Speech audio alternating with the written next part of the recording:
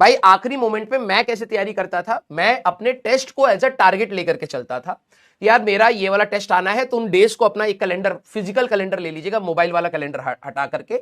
Market से physical calendar आते हैं, अमेजोन से आप मंगा सकते हैं, ज्यादा महंगा भी नहीं होता।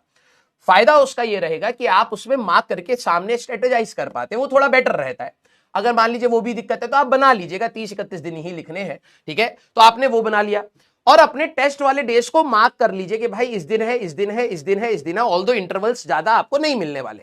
13 टेस्ट है, जिसमें 10 आपके मॉक टेस्ट है और 3 आपके फुल सिलेबस टेस्ट है। तो उसके हिसाब से आपको अपनी प्लानिंग सेट करनी पड़ेगी। अब आपकी कहानी देखो, मैंने कहा था लास्ट मोमेंट बच्चे के ऊपर होता है कि वो कितना एफर्ट्स डाल रहा है। अगर आप अपने एफर्ट्स कम कर देंगे तो पूरे 2 साल की मेहनत जो भी आपने करी है वो भी बर्बाद हो जाएगी। आपको यहां पर कोई और ऑप्शन नहीं बचता है। आपको अपने थोड़ा सा एनर्जी को, अपने मोटिवेशन को थोड़ा सा ध्यान रख करके आपको पुश करना ही पड़ेगा अपने आप को, ठीक है। तो हम जितना अपने एंड से आपको मदद कर सकते हैं वो आपको करेंगे। मैं आपको पहले बता रहा हूं, जिन बच्चों ने बैच के टेस्ट नहीं दिए हैं, बैच के भी आई थिंक आपके पास 15-20 टेस्ट तो बैच के ही होंगे, ठीक है, टॉपिक वाइज क्लास 12th के, ठीक है। फिर आपके ऑल इंडिया टेस्ट सीरीज, इसमें पार्ट टेस्ट भी है, फुल सिलेबस टेस्ट भी है। आई थिंक अब उसमें पार्ट टेस्ट खत्म होने वाले होंगे, ठीक है। 12th का फर्स्ट पार्ट के 1-2 पेपर हो चुके हैं मुझे जहां तक पता है।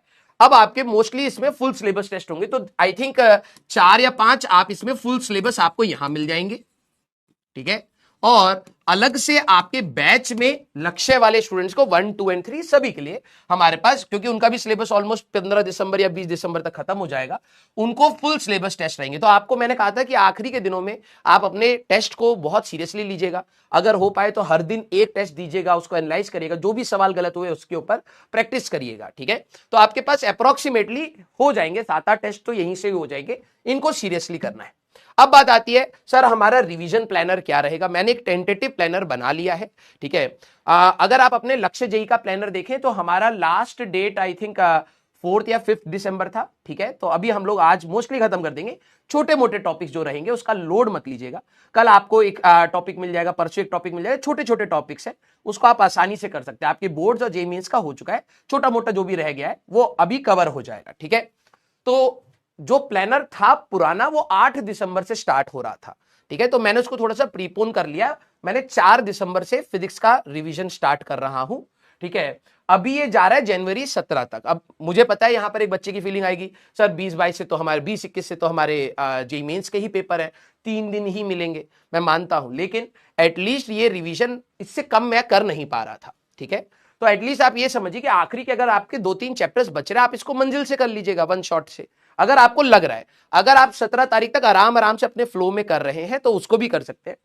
जो बच्चों ने पहले मेरी बात को सीरियसली लिया था, जब मैं आपको टारगेट देता था 11th क्लास के रिवीजन का, अगर आपने थोड़ा बहुत रिवाइज किया है, बिलीव मी आपको इतना ही करने से मोर देन सफिशिएंट आपके सवाल बन जाएंगे, आपका अच्छा रिवीजन हो जाएगा और आपका कॉन्फिडेंस लेवल भी बढ़ेगा, ठीक है। इससे नीचे हो नहीं पा रहा था। मैंने क्या क्या रखा है, मोशन इन स्ट्रेट लाइन में 2 लेक्चर रखे।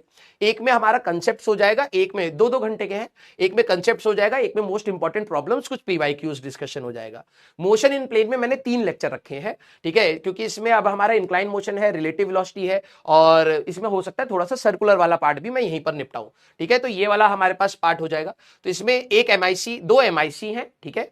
एमआईसी मतलब मोस्ट इंपॉर्टेंट कंसेप्ट्स, मतलब थ्योरी के लिए आपका ये एमआईसी। और एमआईपी क्या है, पी मतलब उस लेक्चर में आपके सिर्फ न्यूमेरिकल्स होंगे, एमआईसी मतलब उस लेक्चर में जनरली थ्योरी प्लस क्वेश्चंस होंगे। थ्योरी को ऐसा तो नहीं हो सकता सिर्फ थ्योरी पढ़ा दी, क्वेश्चंस के साथ थ्योरी को समझाना, ठीक है।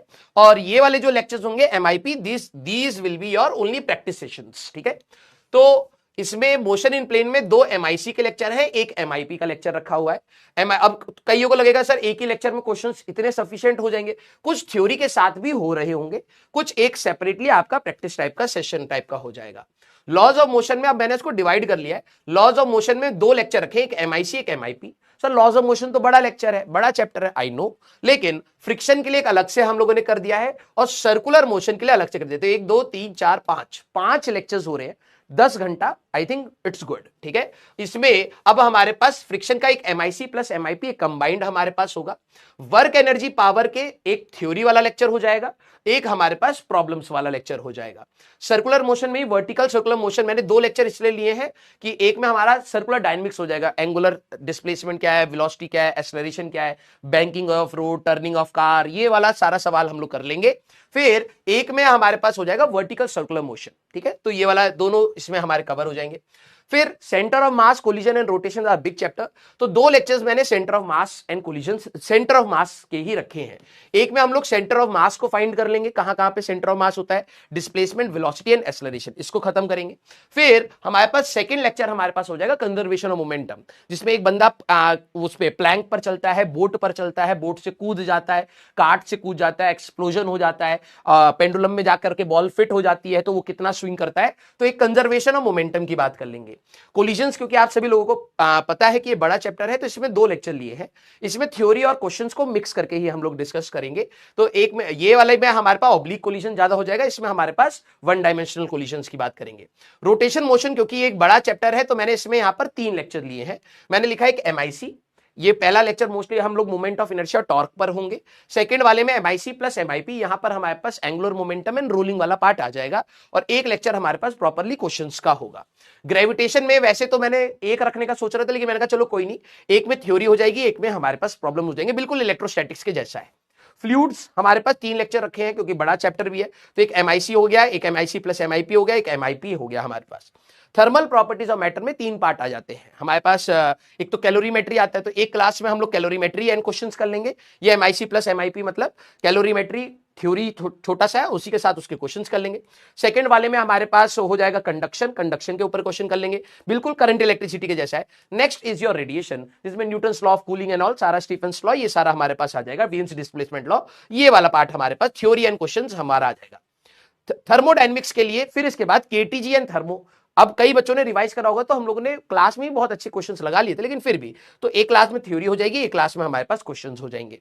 फिर हमारे पास एसएचएम में 2 लेक्चर्स, वेव में 2 लेक्चर्स, यूनिट्स एंड मेजरमेंट्स को मैंने आखिरी रखा है, क्योंकि नॉर्मली क्या होता है, सबसे ज्यादा एनर्जी बच्चा यूनिट्स एंड मेजरमेंट में फिर से लगाता है, आखिरी तक आते आते खत्म हो जाता है। यूनिट्स एंड मेजरमेंट मुझे जहां तक पता है हर साल एक सवाल आता ही आता है, ठीक है, और बच्चे को कर लेते हैं, ऐसा कोई खतरनाक लेवल का सवाल नहीं आता है, इसीलिए मैंने उसको आखिरी रखा है कि अगर आखिरी में, ध्यान से सुनना, हमारे पास देखा जाए 13 जनवरी तक हमारा 11th कंप्लीट हो जाएगा, उसके बाद के जो भी पार्ट्स हैं वो कहीं ना कहीं मंजिल में अभी हो चुके हैं। जैसे I think units and dimension Salim sir ने ले लिया है, ठीक है, तो अगर आपको वहां से करना, आप वहां से भी कर सकते हैं, ठीक है। अगर आपको लग रहा है कि यार उतने दिन तक वेट नहीं होगा, किसी संडे को बैठ करके मैं उसको कर लेता हूं, कुछ बच्चों ने कर भी लिया होगा, तो ये आपका हो जाएगा। इसलिए मैंने यूनिट्स एंड मेजरमेंट्स को आखिरी में रखा है।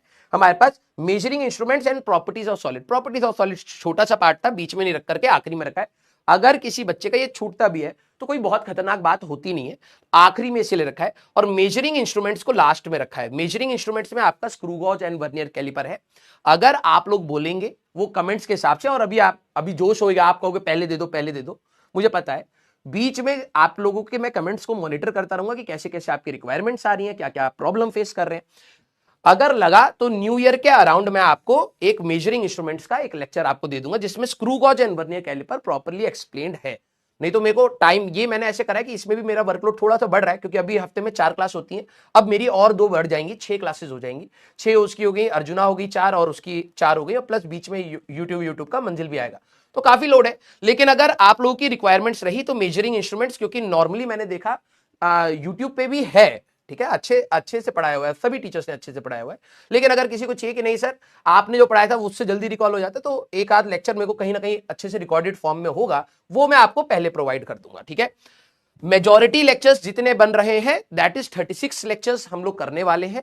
अब कोई बच्चा कहेगा कि क्या ये सफिशिएंट होता है, तो क्रैश कोर्स का, आप किसी भी क्रैश कोर्स का प्लानर उठा लीजिए। क्रैश कोर्स नॉर्मली स्टार्ट होता है नवंबर एंड दिसंबर में जनरली स्टार्ट होते हैं। तो 11th क्लास को इतने ही लेक्चर्स दिए जाते हैं, और फिर 12th क्लास को भी कराया जाता है, क्योंकि क्रैश कोर्स में 11th एंड 12th दोनों कराई जाती है, ठीक है। तो 12th अभी हमारे पास हुई है, तो हमें 12th का इतना ज्यादा लोड नहीं है, हम लोग सीधे 11th क्लास को रिवाइज कर रहे हैं। And these are the sufficient number of lectures जो आप एक 11वीं क्लास को देते हैं इन क्रैश कोर्स ऑल्सो, ठीक है। बल्कि क्रैश कोर्स से ज्यादा ही लेक्चर्स है। क्रैश कोर्स में टोटल लेक्चर्स अप्रोक्सीमेटली आते हैं 65 के आसपास, ठीक है। अप्रोक्सीमेटली 65 के आसपास आते हैं। तो आप ये समझिए उसमें हमारे पास इतने ही अप्रोक्सीमेटली लेक्चर्स होते हैं, ठीक है, 60-65 का रेशियो रहता है। तो ये है अब आपका प्लानर। देखो अब कोई कंपल्शन नहीं है, मेरे वर्ड्स को ध्यान से सुनना, टीचर से स्टिक होकर के पढ़ने की कोई कंपल्शन नहीं होती लास्ट मोमेंट पर। आप लोग बिल्कुल लॉयल होकर के आखिरी मोमेंट तक मेरे से पढ़े हैं, लेकिन यहां से अब मेरी इंपॉर्टेंस खत्म होती है और आपके सिलेक्शन की इंपॉर्टेंस ज्यादा होती है। आपको जो बेहतर टीचर लगे, जिसका समझ आए, जिससे फास्ट रिवीजन हो, जिससे आपका आउटपुट बढ़े, आप उस टीचर को सिलेक्ट करिए, बिल्कुल अच्छे से रिस्पेक्ट करिए और उसके कंटेंट को यूटिलाइज करके अपना सिलेक्शन लीजिए। ये सबसे इंपॉर्टेंट चीज है।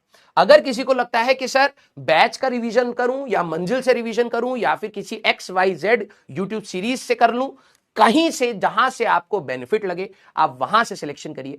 ये इसलिए कराया जा रहा है क्योंकि हम लोगों ने जब आपको 11th क्लास में एडमिशन के लिए बोला था कि अगर आप हम पे ट्रस्ट करते हैं तो हम लोग लास्ट मोमेंट तक आपको कंटेंट देने की कोशिश करेंगे, आपके साथ खड़े रहेंगे। तो ये हमारा प्रयास है। अगर किसी को लगता है इससे बेहतर कुछ और हो सकता है तो डेफिनेटली आप उसको सिलेक्ट करिए, आराम से पढ़िए और ज्यादा ओवर कॉम्पिटिटिवनेस में आकर के आप अपना नुकसान मत करिए। क्लियर? यस। तो ये एज सच हमारा 11th क्लास का प्लान रहेगा। क्लियर है क्या बेटा? यस। जहां से बेटा, जहां से सारे टीचर्स, ऐसा थोड़ा ना कि यार मैं इस धरती पर इकलौता फिजिक्स का टीचर हूं, है बहुत अच्छे अच्छे टीचर्स हैं। आपकी फ्रीक्वेंसी जहां देखो यार, आप इस चीज को समझिए, मुझे कोई फेमस टीचर थोड़ा ना बनना है, मुझे यह बनना है कि हाँ यार अगर आप मेरे से पढ़े तो आपका कुछ इंप्रूवमेंट हो, आप कुछ बेहतर इंसान बन पाए, ये मेरा मेन टारगेट है। हाँ, सिलेक्शन भी हो, एक अच्छे कॉलेज में भी जाए। अगर आपके पास समय कम लग रहा है और आपको लग रहा है कि नहीं सर इस वाले प्लान में मैं 13 फरवरी तक इंगेज रहूंगा, अगर मैं किसी तरीके से 10 या 13 जनवरी 5 जनवरी तक मैं निपटा पा रहा हूं, गो फॉर इट। ठीक है, कोई ये ऐसा नहीं कि नहीं यार हम राजवंश सर से स्टार्टिंग नहीं भाई, अब आपको अपने करियर को हमसे आगे, अपने से आगे रखना पड़ेगा, अपनी फैमिली से आगे आपको अपने करियर को रखना है। तो प्लीज उस चीज को आप अच्छे से करिएगा और किसी में कोई कमी निकालने की बात नहीं है, हर कोई आपके लिए बेहतर करने की कोशिश कर रहा है, आप अपने अंदर से कमियां निकाल करके उसको दूर करिए। क्लियर है क्या? बोर्ड्स के लिए बेटा, बोर्ड्स के लिए मैं आपको कह रहा हूं प्लीज आप लोग कैटलिस्ट को फॉलो कर लीजिए, बिल्कुल तमीज से फॉलो कर लीजिए, अच्छा स्कोर आ जाएगा, 75 से नीचे नहीं जाएंगे। ठीक है, उसको बनाया ही बोर्ड्स के लिए गया है, उसमें आपके PYQs भी है, सारी थ्योरी भी है, रिप्रेजेंटेशन भी है, अच्छे से दे रखा है। तो बोर्ड्स के लिए आप डेफिनेटली आप अपना उसको कर लीजिए बोथ। ठीक है, तो आपको टेलीग्राम पर मैं मोस्ट प्रोबेबली कल तक Telegram 11th and 12th PYQs JEE mains के आपको मैं प्रोवाइड कर दूंगा। ऑल्दो मैंने कुछ चैप्टर्स के दिए थे आपको, लेकिन 2 फोल्डर बना करके पूरा ही आपको दे दूंगा। चलिए, क्लियर? दोनों के आपको मिल जाएंगे। ठीक है, अब देखो भाई बहुत ज्यादा सवाल होंगे, टोटल कुछ नहीं तो 10-15 हजार सवाल हो जाएंगे, लेकिन ये लालच मत रखिएगा बस मिल जाए और बैठे हुए हो, नहीं, आपको जो हेल्प चाहिए वो हम लोग करते चलेंगे। अब बस बात यह है कि आपको करना पड़ेगा। क्लियर? यस। हाँ, ओके, चलिए, तो ये आपको टेलीग्राम पर एंड बैच में भी मैं अपलोड करवा दूंगा, इसका आप लोड मत लीजिएगा, बैच में भी अपलोड हो जाएगा।